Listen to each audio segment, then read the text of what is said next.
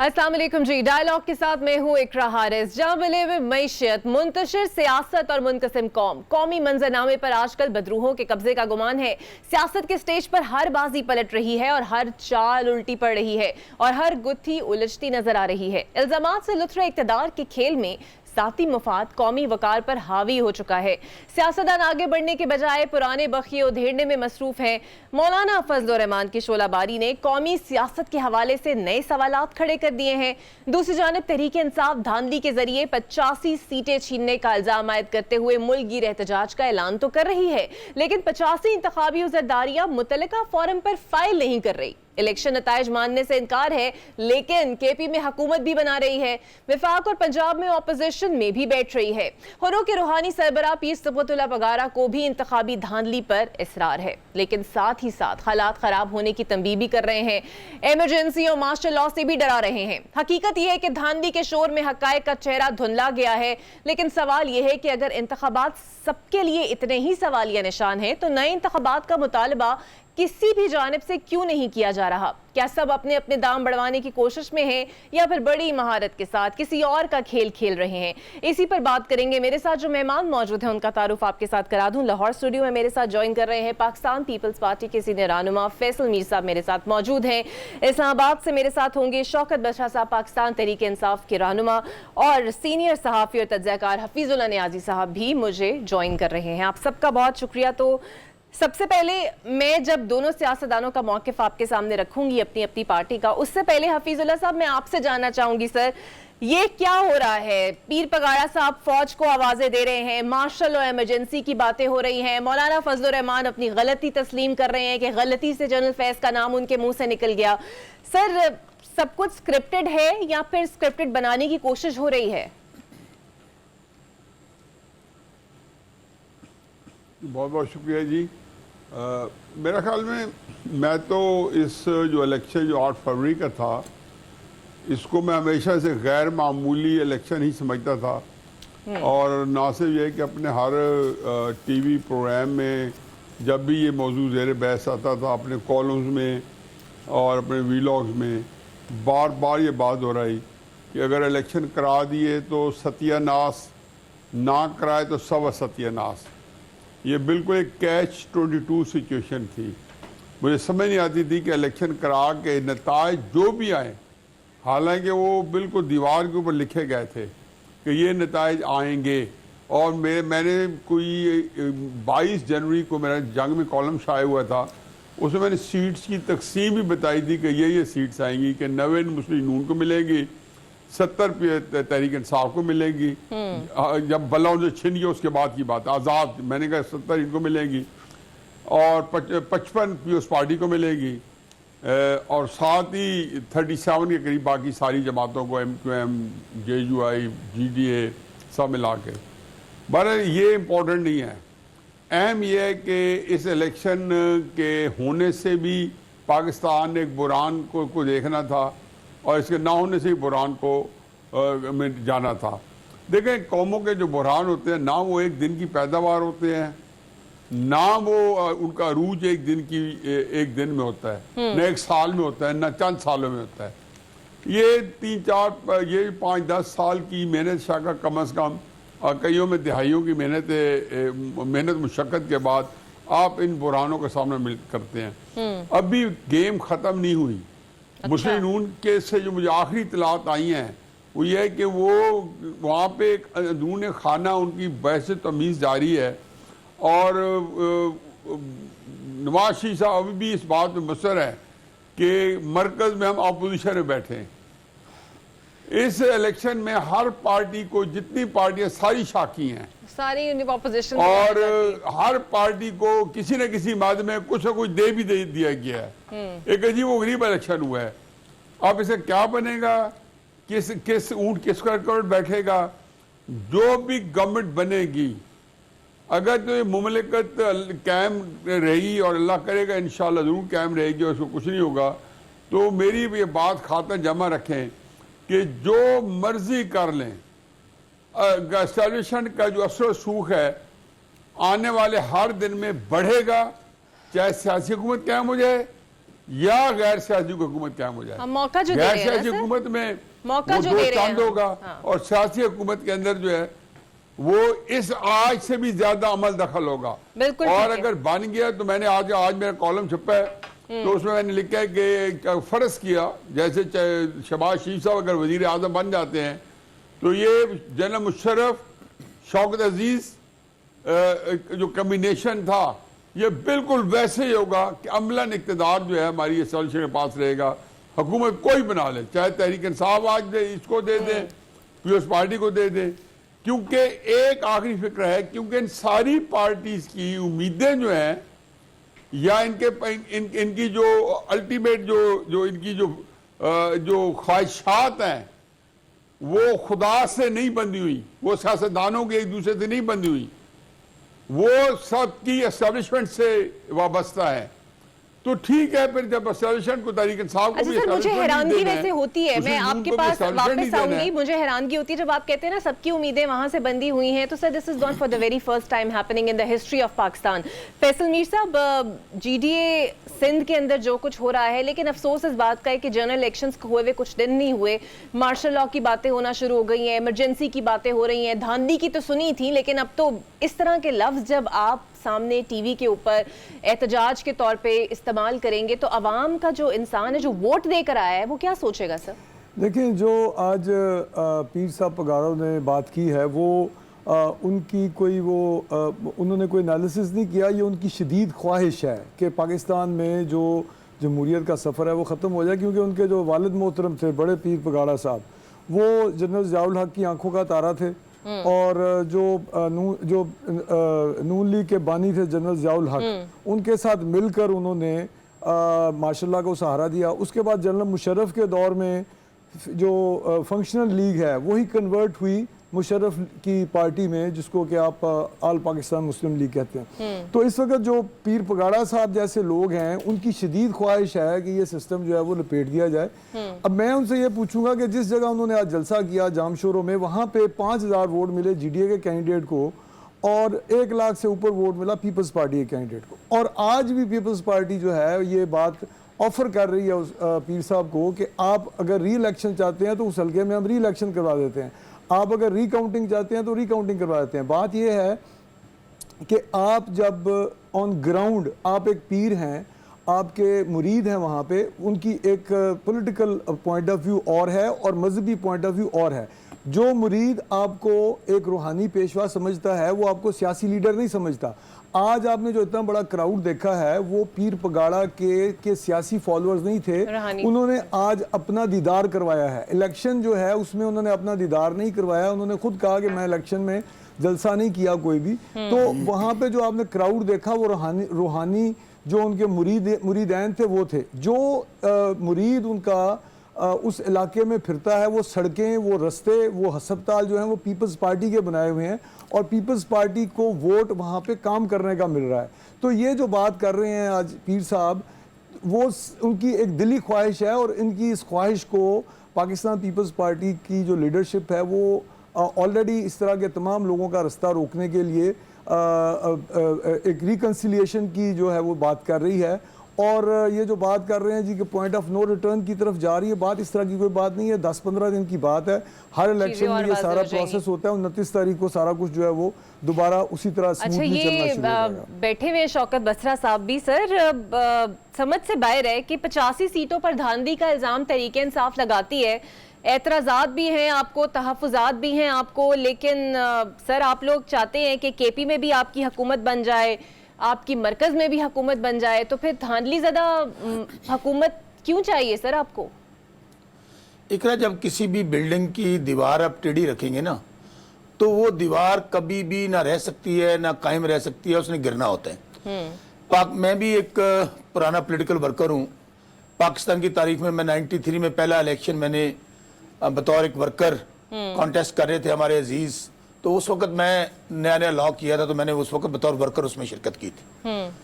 वल्लाह बा खुदा उस वक्त से लेकर उससे पहले का मुझे नहीं पता क्या होता रहा होगा, पाकिस्तान की तारीख का सबसे मुतनाज़ा, सबसे फ्रॉड और झुर्लू इलेक्शन है। क्योंकि मैंने खुद भी इसमें कैंडिडेट हूं, मैं अपनी बात बाद में करूंगा। आज हमने इधर मैरियट होटल में इंटरनेशनल मीडिया था, पाकिस्तानी मीडिया था, एक हमारा कैंडिडेट आया, या 85 सीटों की बात कर रही हैं, 85 हमारे MNAs थ्रू आउट पाकिस्तान। हमने डाटा दिया है कि बलूचिस्तान से 4 सीटें हैं, पंजाब से 50-55 के करीब हैं, कराची से हमारी 19 सीटें हैं, इसी तरह KP से हमारी 3 सीट। एक डाटा किसके साथ दिया है? एक डॉक्यूमेंट होता है फॉर्म 45, जो इस वक्त शौकत बसरा जो है अपने सामने लेकर बैठा है। मेरा हल्का है NA 163 बहावल नगर 4 हारूनाबाद फोटाबास। मैं कल कोर्ट में पेश हुआ था, Islamabad high court chief justice साहब फारूक हमीद साहब की कोर्ट में, और मैंने वहाँ पर हल्फन खुदा को हाजिर नाजर जानकर वहाँ पर अपना बयान रिकॉर्ड कराया था, और वहाँ पे मैंने आर्गूमेंट्स दिए थे। मैंने कहा था मैं नबी का उम्मती हूँ, मुझे नबी की शिफात मुझे मुयस्सर ना आए, मुझे अल्लाह ताला जो मैं कह रहा हूं अगर झूठ बोलूं तो अल्लाह का कहर मुझ पर नाज़िल हो। ये गुफ्तगू मैंने अदालत में की थी, और मैंने कहा था इदारों में बैठे हुए लोग भी नबी के उम्मती हैं, अगर वो हमें इंसाफ ना दें, वो भी उनको भी नबी की शिफात मुयस्सर ना हो। बात यह है कि शौकत बसरा अपनी अगर ज़ात की बात करे, बात MPA MNA बनने की नहीं है। अभी न्याज साहब ने कहा फैसला कर लिया गया था 90 सीटें फलां को बांटनी है, 70 फलां को देनी है, 50 पीपल्स पार्टी को देनी है। तो मुझे बताइए कि खिलवाड़ करने की जरूरत क्या थी? तो सर आप इंतखाबात का दोबारा मुतालबा कर देना, आप ना लें हुकूमत। इकरा मेरी बात सुने, मैं बताता हूं। देखिए सुने, हमारा मुतालबा क्या है। देखिए हमारा मुतालबा बड़ा क्लियर है। कौम ने वाज़े मैंडेट दिया है, तमाम तरह के होच्छेद कंडों के बाद आपने PTI को दीवार से लगा दिया, जो इंतकामी कार्रवाई कर सकते थे आपने पार्टी तोड़ दी। उसके बाद आपने, चले मैं ज्यादा दूर नहीं जाता, कि कित में मुकदमे दर्ज हुए, घरों में रेड हुए, हमारी बात माओ बहनों बेटियों तक पहुंच गई। हर PTI का आदमी इस तरह से लग रहा जैसे इंडिया का दहशतगर्द हो। हम अपने घरों में महफूज नहीं थे। जो कुछ इलेक्शन शुरू होने के बाद हुआ है, उसके बाद भी लोगों को खौफजदा किया गया, निशान छीन लिया गया। अब लोगों को पता चला कि पाकिस्तान का निशान इमरान खान है, इमरान खान पाकिस्तान है। ठीक है, आप ये देखिए, नहीं मेरी इकरा बात सुन लीजिए जी सर, कि आपने मेरे हल्का, गांव का हल्का है हारूनाबाद फोटाबास बहावल नगर में 60% टर्न आउट है मेरे हल्के का। सर बाइकआउट क्यों नहीं करते ये बता देना सर, बस मुख्तसर बात बताए, PTI बाइकआउट क्यों नहीं करती? इतने एतराजात सर, तो फिर तो लेनी नहीं चाहिए ना। सुने क्यों बाइकआउट करें? हम क्यों बाइकआउट करें? हमारा मुतालबा क्या है? हमारी सीटें, हमारी जो 85 सीटें हमें वापस की जाए। हम अगर हुकूमत 80 सीटें हमारी खुद बनती हैं, हमें तो किसी इत्तेहाद की जरूरत नहीं है। लेकिन ये कोई गलत फहमी में ना रहे, बिल्कुल क्लैरिटी के साथ बता देता हूं, हम उन तमाम जमातों को खुशामदीद कह रहे हैं जो 1 पॉइंट एजेंडे पे हमारे साथ होंगी कि हमने इस झुरलू फ्रॉड इलेक्शन को तस्लीम नहीं करना। हम असम्बलियों में भी बैठेंगे, पूरा एक लाहे अमल बनाया है, असेंबलियों में भी बैठेंगे, तस्लीम भी नहीं करना। सर ये देखिए ना, कंफ्यूजन है। अब ये जरा मुझे मौका दीजिएगा, मुझे मौका दीजिएगा, 1 मिनट से मैं आपके पास आती हूँ। जल्दी से बोल दीजिए। जी सर, ये हर काम की स्ट्रेटेजी होती है कि आपने ये जो लोगों ने डाका डाला है, जो नवाज शरीफ नून लीग को 17 सीटें मिली हैं और वो कर दी गई हैं कितनी, पीपल्स पार्टी को मिली है पता नहीं कितनी और कितनी कर दी गई हैं, MQM जिनकी एक भी सीट नहीं थी उनको 19 दे दी गई हैं। ठीक है, गुजारिश सिर्फ इतनी है इकरा, गुजारिश सिर्फ इतनी है, इस खिलवाड़ से ना पाकिस्तान में इस्तेकाम आएगा, पाकिस्तान में और हालात बेहतर होंगे। ठीक है, महंगाई बढ़ेगी। बिरो एक ही हल है, ऐसी हुकूमत बनाए जिसको पाकिस्तानी कौम की बैकिंग, बिल्कुल, और वो आप चाहते हैं PTI की। मुझे समझ आ गई है सर, मुझे मौका दीजिएगा। हफीजुल्लाह साहब, आपने सर दोनों मौक़िफ़ आपने सुने।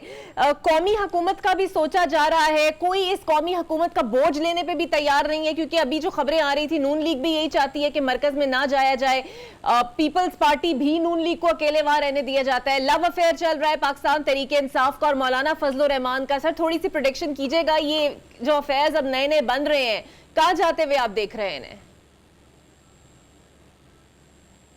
देखिए जी, मैं अपने दोनों साथियों के ओपिनियन का एहतराम करता हूँ और ज़ाहिर है कि इनकी बड़ी वैलिड रीज़न्स हैं और इनके दोनों के अपने अपने मौक़िफ़ में बड़ा वज़न है, उसका बैकग्राउंड है और उसी के मुताबिक उन्होंने ओपिनियन दिया है।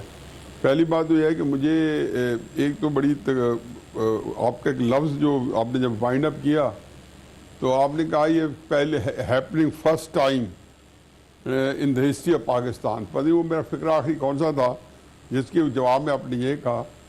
मैं आपको 2, 3, 4 चीज़ें करूँ। जब मैं ये कहता हूँ ना खुदा न खास्ता कि पाकिस्तान के ऊपर बुरा वक्त है, तो मेरी उसमें एक ही चीज़ होती है और वो है पॉलिटिकल इंस्टेबिलिटी। कौमें जो तहलील हो जाती हैं खुदा न खास्ता या सफ़र से मिटती हैं, तो उनके अंदर एक चीज़ कॉमन है। ये 3-4 हज़ार साल की जो ह्यूमन हिस्ट्री है और फिर 300-400 साल की जो मॉडर्न नेशन सिस्टम है, उसमें एक चीज़ कॉमन है और वो सिर्फ ये है कि जी कौमें सियासी अदम इस्तेकाम का जो भी शिकार होती हैं वो सफ़े हस्ती से मिट जाती हैं। ज़रूरी नहीं कि आज मिटें, 5 साल 20 साल बाद मिटेंगी, 40 साल बाद मिटेंगी। फिर मैं आपको, हाँ, जिस बात पे आपने कहा था मैं आपको बता दूं कि पाकिस्तान की तारीख में जब से ख्वाजा नाज़िमुद्दीन साहब को ज़ोर ज़बरदस्ती से गवर्नर जनरल ग़ुलाम मोहम्मद ने डिसमिस किया, उससे लेके आज तक मेरा ख्याल में कोई 30 के करीब वज़ीर आज़म आ चुके हैं, जिसमें निगरान भी शामिल कर लें, तकरीबन 1-2 प्लस माइनस हो गए होंगे। इनके अंदर एक वज़ीर आज़म बना दे उसके बाद बनने वाला जो कि एस्टेब्लिशमेंट की मदद के बगैर उसे वज़ारत उसमें मिली हो, अगर है तो मुझे नाम ले लें, मेरे सारे दोस्त बैठे हैं कि फलाना वज़ीर आज़म जो था वो एस्टेब्लिशमेंट की मदद के बगैर बना है। और फिर एक बता दे जिसको निकालना चाहे और ना निकाल सकें। एक दिन को मिसाल देते, जब आप एक खसूसन पिछले 30 साल के अमल में जब ये आप प्रोसेस के साथ आते हैं और जब एस्टेब्लिशमेंट से आप उम्मीदें लगाते हैं। इमरान खान साहब ने जबकि बहुत बड़ी वो तहरीक चला रहे थे, तो सितंबर के अंदर क्या बयान दिया था कि बाजवा साहब को मैं तौसीक देता हूँ। कब दिया था? बाजवा साहब के साथ 2 मुलाकातें करने के बाद दिया था। असल में जब तक हमारे सियासतदानों के अपने अंदरूनी तजादात ख़त्म नहीं होंगे, ज़्यादा ये कर सकते हैं कि ये शोर मचा सकते हैं, उसका भी इतना ये इनमें एतमाद की फुकदान है कि अब सबको दीनी जमातों के पास, क्योंकि वर्क फोर्स है, खजू मौलाना फजल रहमान साहब के पास, जमात इस्लामी के पास और फिर MWM के पास, तो ये उससे ज़ाहिर है कि उनकी वर्क फोर्स जो है ये काम आ जाए, क्योंकि सियासी जमातों ने देख लिया है कि इनके किसी नारे के ऊपर लोग बाहर नहीं निकलते उस तरीके से, जिस तरीके से निकलना चाहिए। बिल्कुल सही कहा कि पीर साहब ने अपने मुरीद निकाल लिए, हर जगह पर ये होगा, तहरीक लब्बैक वाले अपने मुरीद निकाल लेंगे, मां साहब वर्कर्स निकाल लेंगे। हाँ। लेकिन इस मसले का हल क्या है? पहली बात तो ये बात खातर जमा रखें कि ये जितनी सियासी जमातें हैं इनके कायदीन हैं, हम अपने कायदीन को जानते नहीं हैं। हम यहाँ पे बड़े खलास के साथ जो है अपने कायदीन के बारे में अच्छी बातें भी करते हैं और दूसरे जो हमें अच्छे नहीं लगते उनके बारे में मुखालफाना बातें भी करते हैं। लेकिन यकीन जाने के जब वो फैसला साजी कर रहे होते हैं तो वो मेरी या बसर साहब की या मेरे प्यारे छोटे भाई फैसल मीर साहब की इनकी किसी बात को खातर में नहीं लाते वहाँ पे, ना वो कंसिडरेशन होती है कि हमारे वर्कर जो है ये सोच रहे होंगे।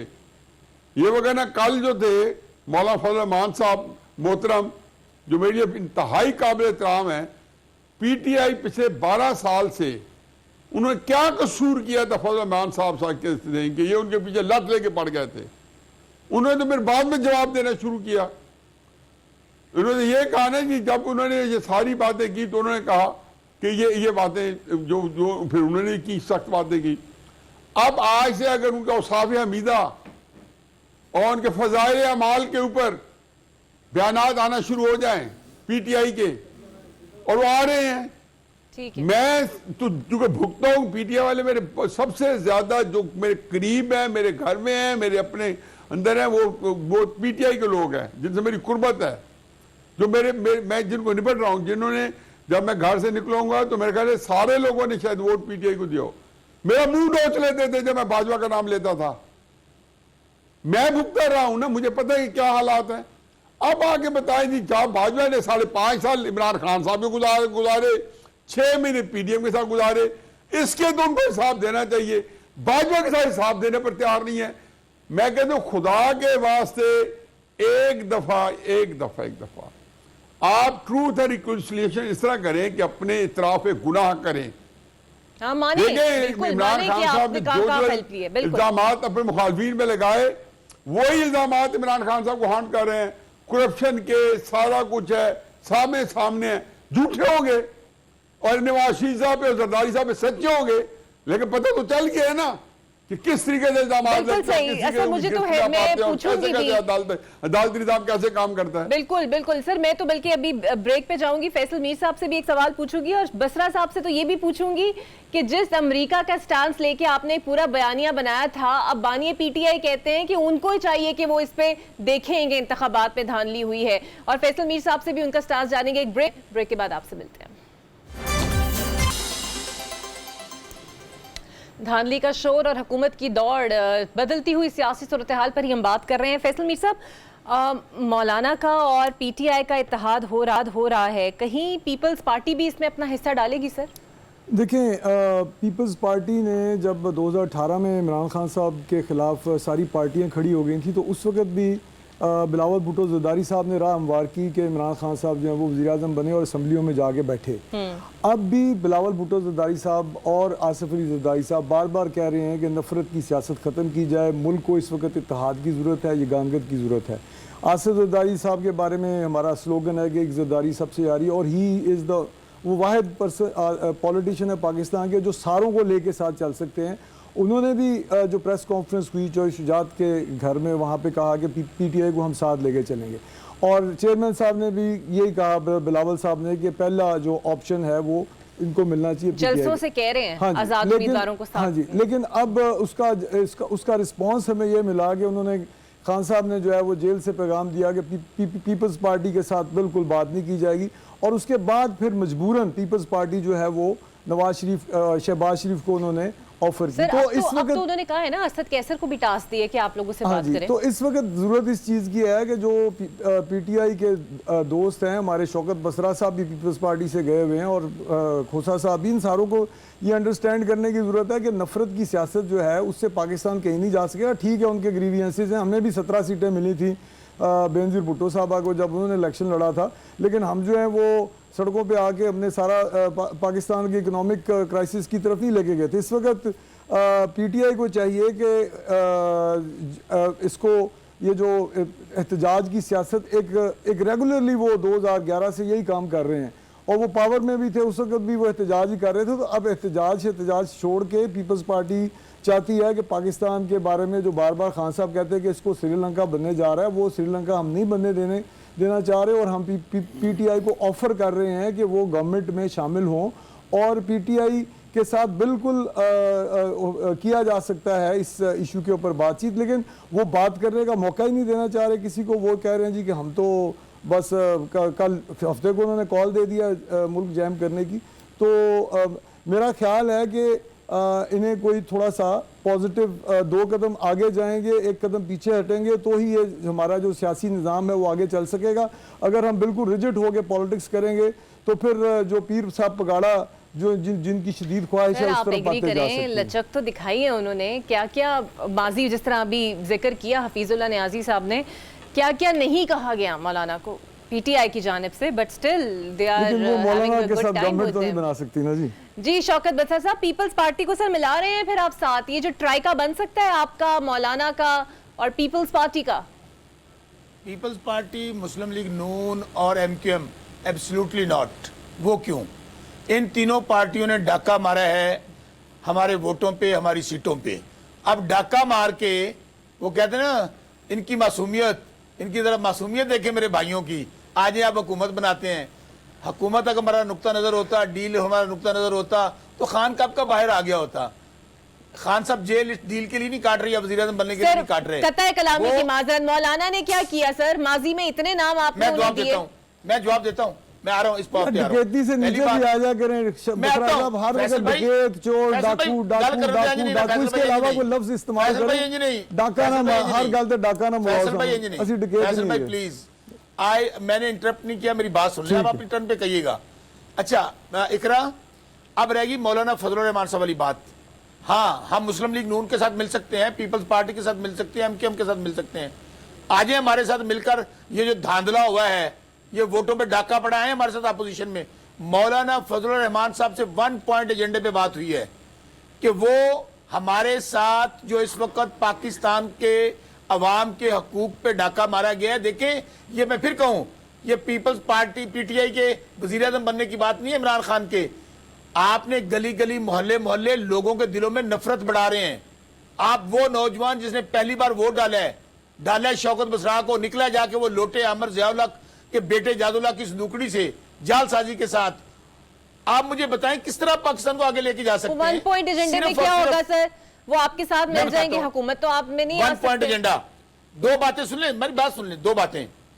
हमारी जीती हुई सीटें 180 सीट्स हमें वापस करें। कौन करे? हमारा जो हम लोग हुकूमत बनाएंगे मरकज में भी पंजाब में भी।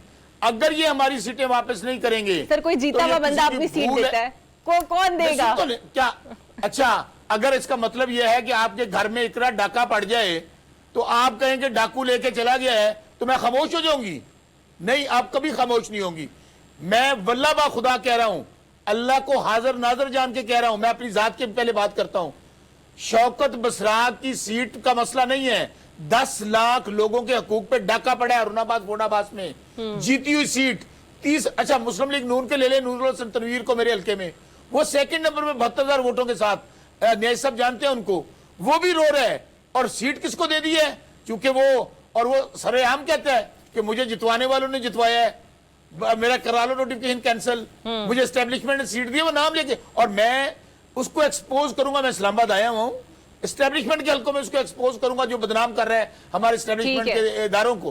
गुजारिश दूसरी मेरी सुन लिया, अब एक तरह फिर मेरी बात, हमारे साथ मुस्लिम लीग नून को मैं फैसल साहब को कहता हूं, ये पीपल्स पार्टी से हैं, आ जाए हमारे साथ 1 पॉइंट एजेंडे में। आप कह रहे हैं absolutely not। जमात इस्लामी, सुने, जमात इस्लामी आ रही है, जीडीए आ रही है, मौलाना फजल रहमान साहब आए हैं, वतन पार्टी आ रही है, अचकजई साहब की पार्टी आ रही है। किस बात पे?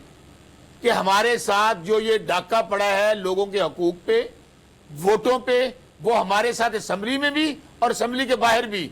हम जब तक ये राइट लोगों का वापस नहीं लेंगे हम सुकून से नहीं बैठेंगे।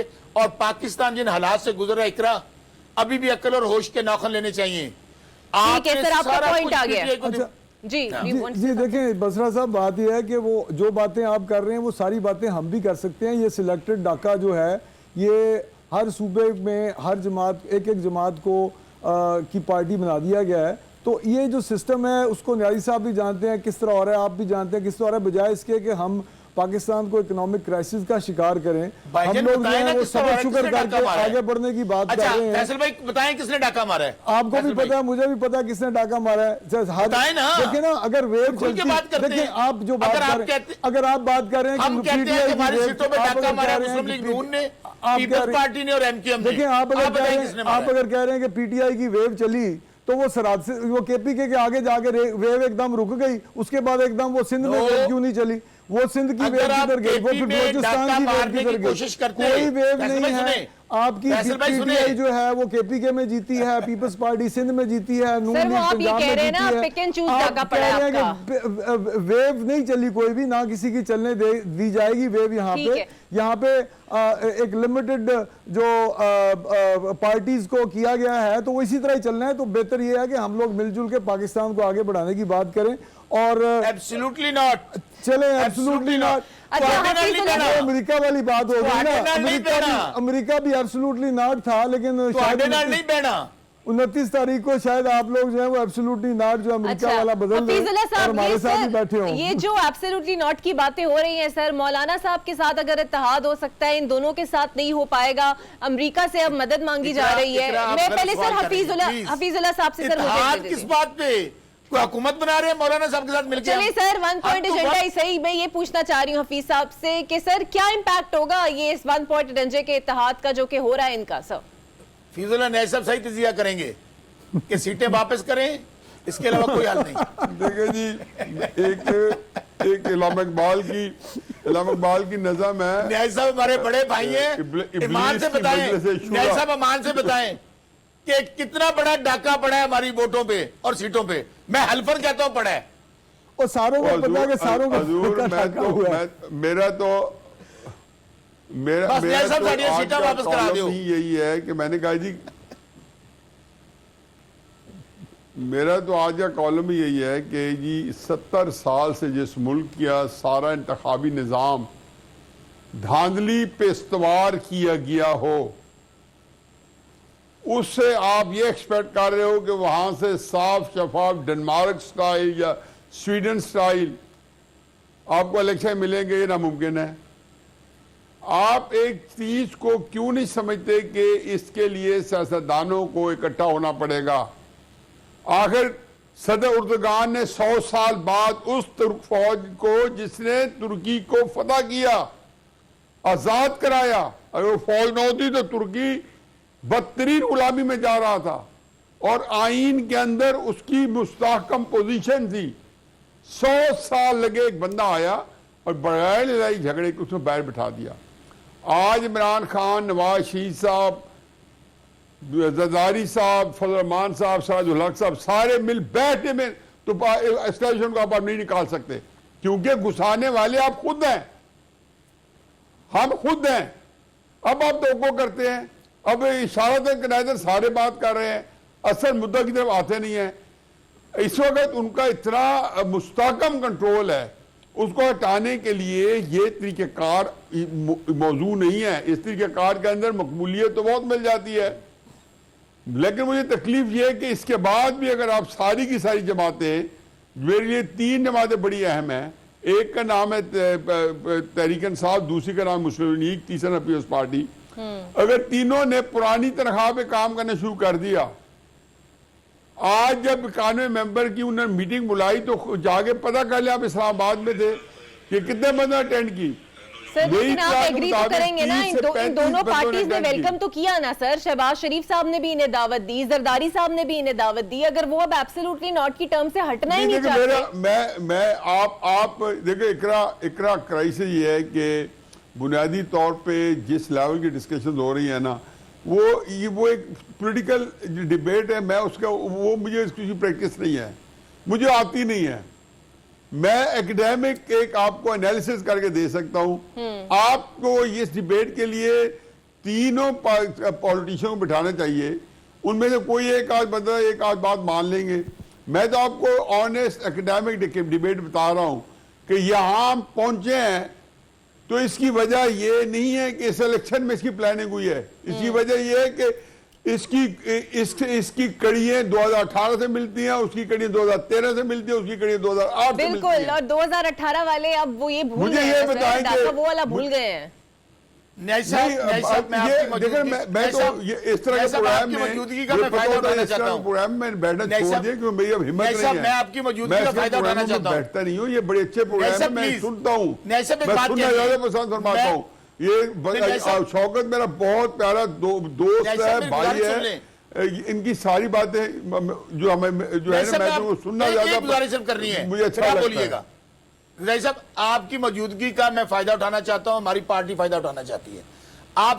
आप इतनी रहनुमाई फरमा दें कि जो कुछ हमारे साथ 16 महीने में पीडीएम ने किया, जो इन 3 महीनों में किया और जो इलेक्शन में किया, क्या माहौल होता है बैठने के लिए? आप कोई माहौल क्रिएट करते हैं? बताएं कि आपने पार्टी तोड़ी, जुल्म और जबर के पहाड़ तोड़े, माँ बहनों बेटी तक चली गई, अभी इलेक्शन में डाका मार लिया। बताएं हम इनसे किन हालात में बैठे इनके साथ? मुझे ये बताएं कि जिन्होंने किया 2018 का इलेक्शन इमरान खान ने चोरी किया है? नहीं किया। नहीं साहब,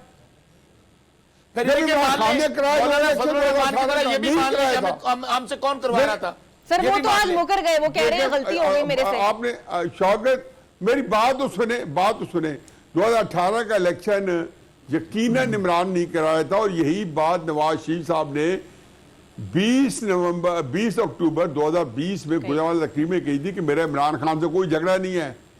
जिस दिन ये बात इमरान खान साहब के दिमाग में आ गई कि उसका नवाज शरीफ साहब झगड़ा नहीं है, उसके साथ जुल्म ज्यादती करने वाले नवाज शरीफ नहीं है, 2024 का इलेक्शन नवाज शरीफ ने नहीं कराया, और जिन्होंने कराए हैं उनसे आप मदद मांगते हैं, उनसे उम्मीदें बांध के बैठे हैं।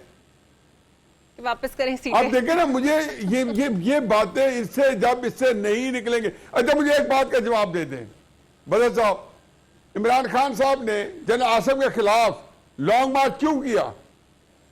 जबकि वो बेचारा एक लेफ्टिनेंट जनरल था और 26 नवंबर को पिंडी पहुंचे और 3 महीने लोगों से हलफ लिया कुरान के ऊपर कि तुम रावलपिंडी पहुंचोगे, और फिर उन्होंने कहा जी मैं और आरिफ अलवी इसके नोटिफिकेशन से खेलेंगे। कभी जिंदगी में उसके बाद आप तोको रखते थे, आप जहां दीदा आदमी है, आपके इन इदारों से बड़ी अच्छी बात कि आप जवाब जरूर और आप दीजिए, इनको टाइम भड़क खत्म हो चुके जाए। हैं।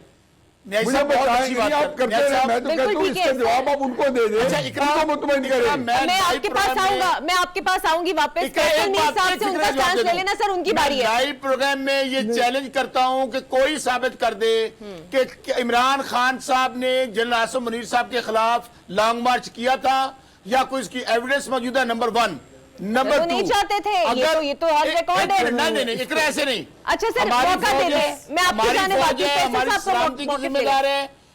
भाई ये बात आप कोई ऐसा को काम समझाए ना नहीं किया। मेरे, अब मुझे तो नहीं, मैं तो मान गया हूँ, मैं इस बात पे मानता हूँ, अल्फाज में यकीन करता हूँ। ये बात जनरल आसिम मुनीर को मनवाए ना, उनको क्यों नहीं मनवाए? उनको गलत फहमी हो गई है, वो मेरी वजह। उन्होंने बयान दिया ऐसा, न्याय साहब को बयान आ गया उनका ऐसा कि उन्होंने कहा कि खान साहब ने मेरे खिलाफ लॉन्ग मार्च किया था। ठीक है सर।